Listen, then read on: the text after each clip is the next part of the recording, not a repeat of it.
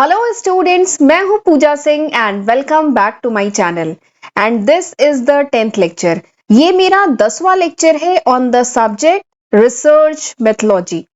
9 lecture video मैं already upload कर चुकी हूं इस सब्जेक्ट पे and this is my 10th lecture video. ये मेरा 10वां लेक्चर वीडियो है। तो चलिए एक बार शॉर्ट में मैं आपको बताती हूँ कि जो पिछले 9 लेक्चर वीडियोस थे उसमें हमने क्या क्या डिस्कस किया था। तो स्क्रीन को एक बार वीडियो को पॉज करके देख लीजिए। स्क्रीन पे ये सारे ही टॉपिक लिखे हुए हैं जो मैं पिछले 9 लेक्चर वीडियो में डिटेल में डिस्कस कर चुकी हूँ।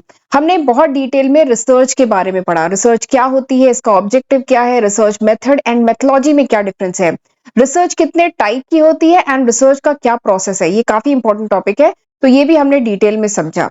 एक अच्छी रिसर्च के क्राइटेरिया क्या होते हैं and what are the problem which is faced by researcher in India. तो ये सारे टॉपिक हमने यूनिट 1 में डिटेल में समझा। उसके बाद मैंने आपको रिसर्च प्रॉब्लम के बारे में बताया कि रिसर्च प्रॉब्लम होती क्या है।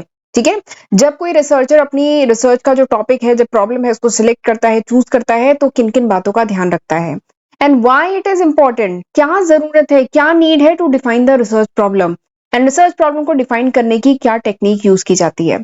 तो ये सारे टॉपिक भी हमने डिटेल में समझे एंड इसके बाद हमने पढ़ा एक बहुत important topic that is research design. मैं इसको भी मार्क करूंगी, बहुत इंपॉर्टेंट टॉपिक है रिसर्च डिजाइन।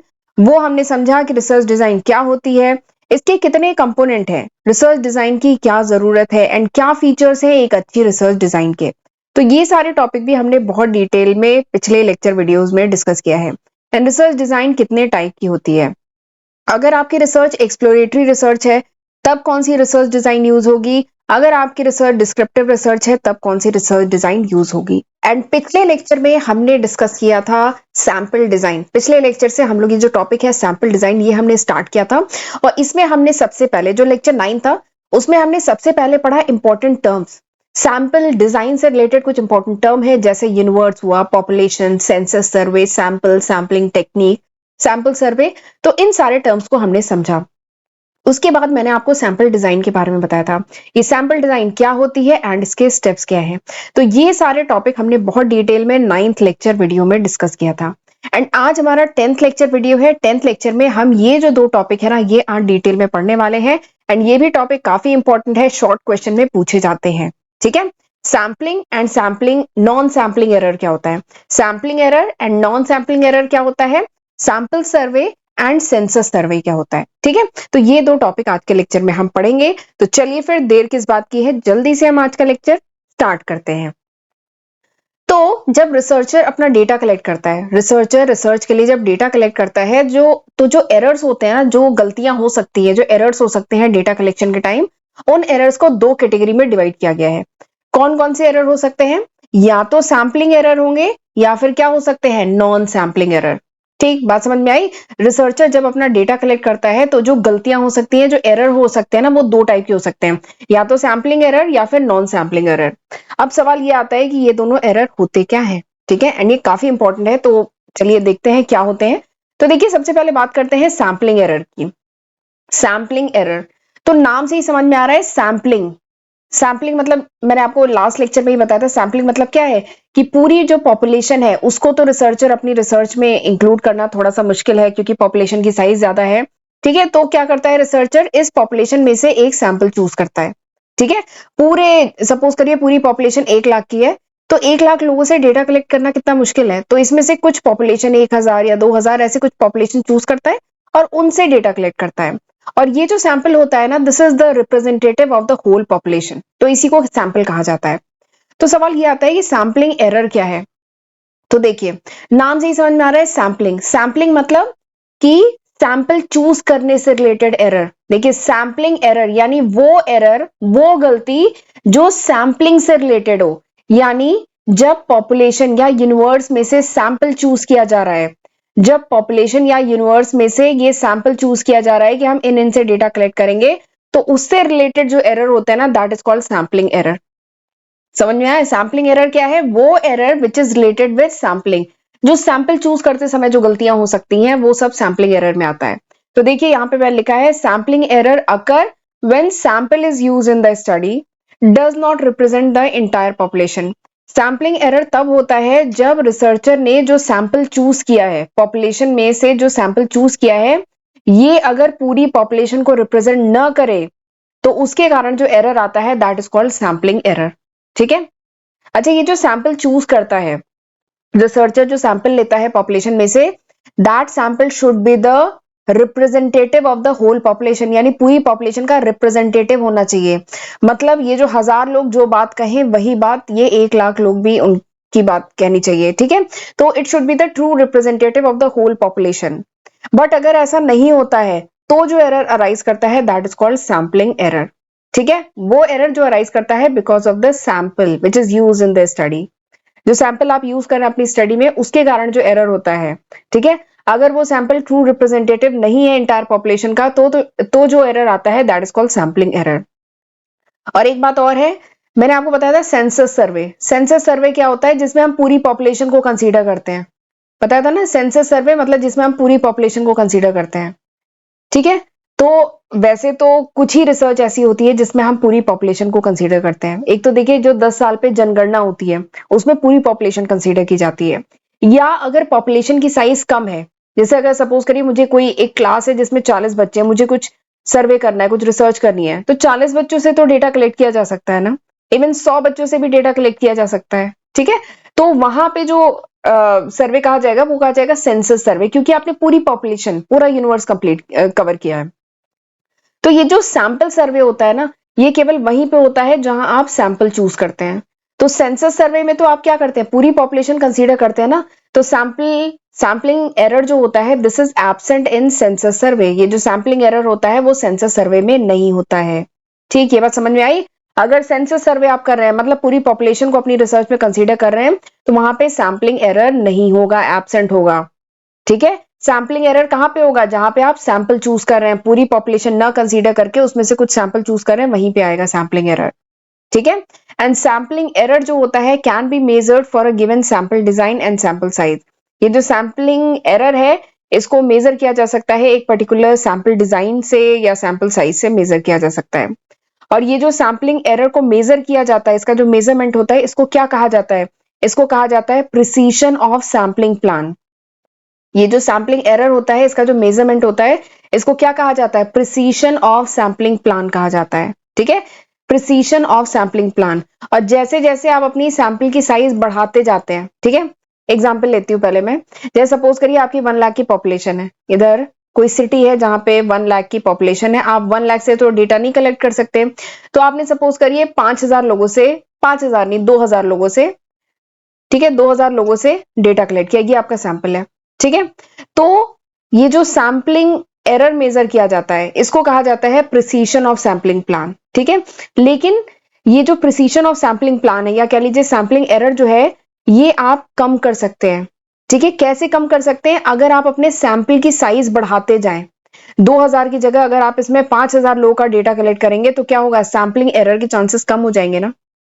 ये जो 5000 लोग हैं वो काफी कुछ वही ओपिनियन देंगे जो 1 लाख लोगों की ओपिनियन है। ठीक है। तो जैसे जैसे आप सैंपल की साइज बढ़ाते जाएंगे ये जो प्रिसीशन है, ठीक है, ये क्या होता जाएगा? इंप्रूव होता जाएगा। कह लीजिए प्रिसीशन इंप्रूव होता जाएगा या फिर दूसरे शब्दों में कह लीजिए सैम्पलिंग एरर क्या होता जाएगा? कम होता जाएगा। ठीक है। तो दिस इज सैम्पलिंग एरर। ठीक। एंड रिसर्चर को हमेशा कोशिश करनी चाहिए, क्या कोशिश करनी चाहिए? कि ऐसा सैम्पलिंग का प्रोसीजर यूज करे।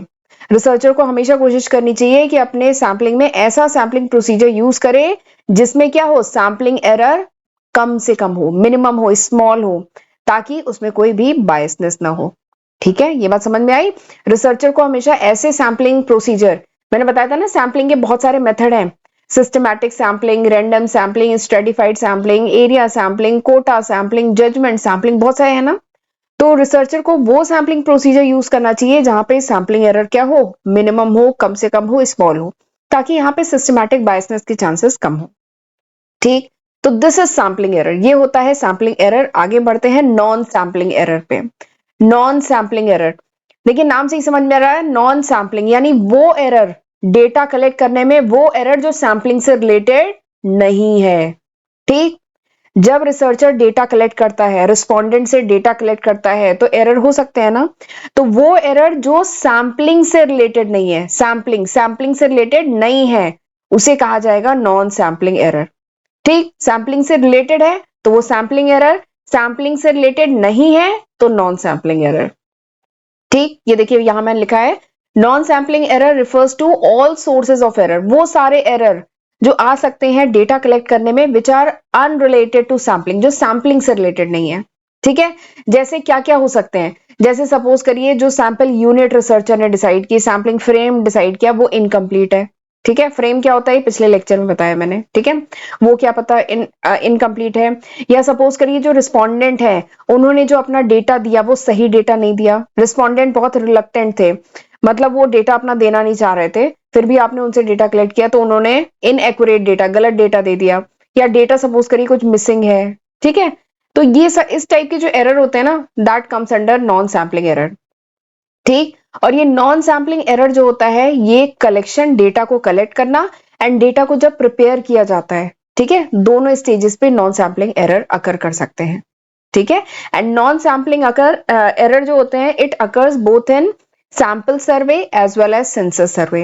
ये जो नॉन सैम्पलिंग एरर जो होता है ना, चाहे सेंसस सर्वे हो, सेंसस सर्वे मतलब जब आप पूरी पॉपुलेशन को कंसीडर कर रहे हैं अपने रिसर्च में तो भी अकर कर सकता है, क्योंकि जब पूरी पॉपुलेशन को कंसीडर करेंगे तो क्या बताइए, पूरे अगर 1 लाख लोगों को आपने अपनी रिसर्च में इंक्लूड किया, एग्जाम्पल ले रहे हैं, रिसर्च में इंक्लूड किया, तो 1 लाख के 1 लाख लोग क्या सही डेटा आपको बताएंगे?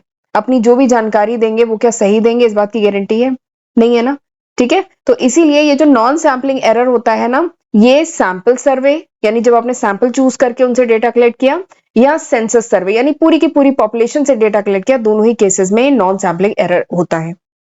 ठीक, एंड नॉन सैम्पलिंग एरर, अब सवाल ये आता है कि इस नॉन सैम्पलिंग एरर को कैसे रिड्यूस किया जा सकता है, कैसे कम किया जा सकता है, बताइए। एरर तो कम होना चाहिए ना, गलतियां आपकी रिसर्च में कम से कम हो, तो बताइए कैसे रिड्यूस किया जाए, नॉन सैम्पलिंग एरर हमारी रिसर्च में कम हो, इसे इसको हम कैसे ठीक कर सकते हैं? इसको हम ठीक कर सकते हैं अगर हमने अपनी सैम्पलिंग यूनिट, सैम्पलिंग फ्रेम और हमारी जो पॉपुलेशन है उसको करेक्टली डिफाइन किया है, मतलब किन से डेटा कलेक्ट करना है ये सब अगर प्रॉपरली क्लियर है, एंड प्लस जो लोग डेटा कलेक्ट कर रहे हैं, ठीक है, रिसर्च में बहुत मतलब जो बड़ी बड़ी रिसर्च होती है उसमें पूरी टीम इन्वॉल्व होती है। ठीक है, तो कई लोग होते हैं, कुछ लोग होते हैं जिनका काम होता है डेटा कलेक्ट करना, तो जो डेटा कलेक्ट कर रहे हैं वो अगर इफिशिएंट पीपल हैं, यानी उन्हें पता है कि रिस्पोंडेंट से किस तरीके से डेटा निकलवाया जाता है, सही डेटा कैसे फिल करवाया जाता है, ठीक है, अगर वो इफिशिएंट है तो ये जो नॉन सैम्पलिंग एरर है इसको कम किया जा सकता है। ठीक है, तो this is sampling and non sampling error. I hope आपको समझ में आ गया होगा। चलिए आगे बढ़ते हैं। अच्छा, आगे बढ़ने से पहले मैं थोड़ा सा बताना चाहती हूँ, this is my first channel, accounting master class के नाम से मेरा पहला चैनल है, उसको भी जरूर सब्सक्राइब कर लीजिएगा। आज की तारीख यानी जुलाई 2023 तक ये लिस्ट ऑफ सब्जेक्ट है जो मैं अपने first channel accounting master class पे कवर कर चुकी हूँ। 2.5 लाख से ज्यादा सब्सक्राइबर है उस चैनल पे, तो जरूर मेरा जो फर्स्ट चैनल है अकाउंटिंग मास्टर क्लास उसको जरूर सब्सक्राइब करिएगा एंड उसकी हेल्प से भी पढ़िएगा। ये वो लिस्ट ऑफ सब्जेक्ट हैं जो मैं आज की तारीख तक उस चैनल पे अपलोड कर चुकी हूँ। बट अगर ये वीडियो आप कुछ महीने बाद, कुछ साल बाद देख रहे हैं तो होपफुली मैं इसमें काफी न्यू सब्जेक्ट ऐड कर चुकी होंगी। ये अभी तक है जुलाई 2023 तक, तो जरूर इसका फायदा उठाइएगा। 700 से भी ज्यादा वीडियो लेक्चर मैं उस पर अपलोड कर चुकी हूँ, तो ये सब मैंने आपके लिए किया है, सेपरेट प्लेलिस्ट सभी सब्जेक्ट की बनी हुई है। और मेरे दोनों ही चैनल को आपको सब्सक्राइब करना है। मेरा फर्स्ट चैनल है अकाउंटिंग मास्टर क्लास के नाम से एंड सेकंड चैनल है पूजा सिंह के नाम से। दोनों ही चैनल पे आपको कॉमर्स स्ट्रीम के जो डिफरेंट सब्जेक्ट हैं उनके लेक्चर वीडियो सीरीज मिलती है, तो दोनों ही चैनल को प्लीज सब्सक्राइब कर लीजिएगा अगर अभी तक नहीं किया है तो। एंड लेक्चर यूजफुल लगे तो प्लीज इसको लाइक जरूर करिएगा, इससे हमें बहुत बहुत बहुत मोटिवेशन मिलता है। एंड कमेंट करके मुझे जरूर बताइएगा कि हाउ वाज दिस लेक्चर, ये लेक्चर कैसा था, आपको समझ में आया कि नहीं। एंड अगर मेरे चैनल पे अपलोडेड जो वीडियोस हैं उसके नोट्स चाहिए, then you can download my application from Google Play Store. आप गूगल प्ले स्टोर से मेरी एप्लीकेशन डाउनलोड कर सकते हैं, उसका लिंक आपको डिस्क्रिप्शन में भी मिल जाएगा। ठीक है, चलिए आगे बढ़ते हैं। अब हम बात करते हैं सैंपल सर्वे एंड सेंसस सर्वे क्या होता है। तो सैंपल सर्वे मैंने बताया था ना, सैंपल मतलब पूरी पॉपुलेशन को न कंसीडर करके हम पूरी पॉपुलेशन में से कुछ सैंपल ले रहे हैं, ठीक है, कुछ आइटम से ही डेटा कलेक्ट कर रहे हैं, तो that is called sample. Sample survey क्या है, जब only a sub part of the whole population is being study, यानी पूरी पॉपुलेशन को न कंसीडर करके हम केवल उसका एक पार्ट को स्टडी कर रहे हैं, तो उसे कहा जाएगा सैंपल सर्वे। और जो सैंपल सर्वे होता है इसका मतलब कह लीजिए एडवांटेज ये है कि इसमें समय भी कम लगता है। देखिए अगर पूरी पॉपुलेशन 1 लाख की है तो 1 लाख लोगों से डेटा कलेक्ट करने में तो बहुत समय लगेगा, बहुत पैसा लगेगा, बहुत एफर्ट लगेगा। तो इसीलिए कॉन्सेप्ट आया सैंपल सर्वे का। तो सैंपल सर्वे जो होता है इसमें कम समय लगता है, कम पैसा लगता है, कम एफर्ट लगता है, कम लोग भी इस रिसर्च को कर सकते हैं, तो दैट इज सैंपल सर्वे। ठीक है। और कुछ केसेस तो ऐसे होते हैं कि जो सैंपल सर्वे का जो रिजल्ट होता है it is more accurate as compare to the census survey. कुछ केसेस में आप ऐसा भी देखेंगे कि सैंपल सर्वे से जो रिजल्ट निकला है वो ज्यादा एक्यूरेट है as compare to census survey. Census survey मतलब समझ रहे हैं ना, यानी पूरी पॉपुलेशन को आपने कंसीडर किया है, सेंसस सर्वे। ठीक है। कुछ केसेस में सैंपल सर्वे का रिजल्ट ज्यादा एक्यूरेट होता है। पता है क्यों एक्यूरेट होता है? क्योंकि जब आप सेंसस सर्वे करते हैं ना, तो यहाँ पे नॉन सैम्पलिंग एरर के चांसेस बढ़ जाते हैं। ठीक है, फिर से बोल रही हूं, जब आप सेंसस सर्वे करते हैं, सेंसस सर्वे यानी पॉपुलेशन के हर आइटम से आपने डेटा कलेक्ट किया। अगर सपोज करिए 1 लाख की पॉपुलेशन है, 1 लाख की पॉपुलेशन से आपने डेटा कलेक्ट किया, तो उसे कहेंगे सेंसस सर्वे, पूरी की पूरी पॉपुलेशन कंसीडर की। तो यहाँ पे नॉन सैम्पलिंग एरर के चांसेस बढ़ जाते हैं, नॉन सैम्पलिंग एरर। क्यों? क्योंकि बताइए 1 लाख जो रिस्पॉन्डेंट है, क्या सभी लोग सही डेटा देंगे? नहीं देंगे ना। कुछ क्या पता रिस्पॉन्डेंट डेटा नहीं देना चाहते, कुछ डेटा मिला लेकिन वो मिस हो गया, या क्वेश्चन सही से रिस्पॉन्डेंट नहीं समझ पाए, तो गलती होने के चांसेस ज्यादा हैं। तो इसीलिए कुछ केसेस में सैंपल सर्वे ज्यादा सक्सेसफुल है एज कंपेयर टू सेंसस सर्वे। ठीक। अब जरा समझते हैं सेंसस सर्वे क्या है। तो समझ में आ गया ना, सेंसस सर्वे जब हम पूरी पॉपुलेशन को कंसीडर कर रहे हैं, अपनी रिसर्च में पूरी पॉपुलेशन को स्टडी कर रहे हैं, दैट इज कॉल्ड सेंसस सर्वे। तो जनरली अगर जो स्टडी जिस टॉपिक पे हम रिसर्च कर रहे हैं अगर वो सीरियस टॉपिक है, ठीक है, जो उसका ऑब्जेक्टिव है, जो उसका उद्देश्य है, that is serious and very important, तो उस केस में वी डू सेंसस सर्वे, हम सेंसस सर्वे करते हैं। जैसे एग्जाम्पल के लिए 10 साल पे जो जनगणना होती है वो बहुत जरूरी है। पॉपुलेशन कितना है, उसका डेमोग्राफिक फिगर, मतलब कि कितने कितने एज ग्रुप के लोग, पर्टिकुलर एज ग्रुप में कितने लोग हैं, ठीक है, किस जेंडर के लोग ज्यादा हैं, उनका एजुकेशनल क्वालिफिकेशन क्या है, उनकी इनकम सोर्स क्या है, दुनिया भर की चीजें जनगणना में डेटा कलेक्ट किया जाता है और जो बहुत इंपॉर्टेंट है। तो इसीलिए वहां पे किया जाता है सेंसस सर्वे। ठीक है। प्लस सेंसस सर्वे तब भी किया जाता है if the population is not so large, यानी अगर पॉपुलेशन बहुत बड़ी नहीं है और टाइम और मनी एक इंपॉर्टेंट फैक्टर नहीं है, यानी आपके पास टाइम भी है, ठीक है, समय है आपके पास, आराम से आप रिसर्चर हैं, आपके पास समय भी है, और पैसे का भी ऐसा कोई फैक्टर नहीं है, प्लस आपके साथ और भी ह्यूमन एफर्ट करने के लिए और भी आपके पास टीम है, तो उस केस में भी सैंपल सेंसस सर्वे किया जा सकता है। ठीक है, प्रोवाइडेड, लेकिन इसमें ध्यान रखना होता है कि आपका जो टीम है, ठीक है, जो डेटा कलेक्ट करेगा, जो स्टाफ है, दैट शुड बी ट्रेन, वो ट्रेंड स्टाफ होना चाहिए, इफिशिएंट स्टाफ होना चाहिए, तो उस केस में जो है सेंसस सर्वे इज सक्सेसफुल। ठीक है। तो चलिए, आई होप अब आपको समझ में आ गया होगा सैंपल सर्वे एंड सेंसस सर्वे। मेरा गला आज थोड़ा सा खराब है, तो आज आपको वो वॉइस बहुत क्लियर नहीं आ रही होगी, बट मैं अब कितने देर मेरा गला खराब था, तो इसीलिए मैंने कल रिकॉर्डिंग नहीं की थी, बट मैं कितने दिन टाल देती, तो इसलिए मैंने दवा खा के आज फिलहाल मैं रिकॉर्डिंग कर रही हूँ। तो आज थोड़ा सा मैनेज कर लीजिएगा, हेडफोन लगा के लेक्चर सुनिएगा। ठीक है। तो चलिए अब मिलते हैं अगले लेक्चर वीडियो में, तब तक अपना ध्यान रखिएगा। God bless you.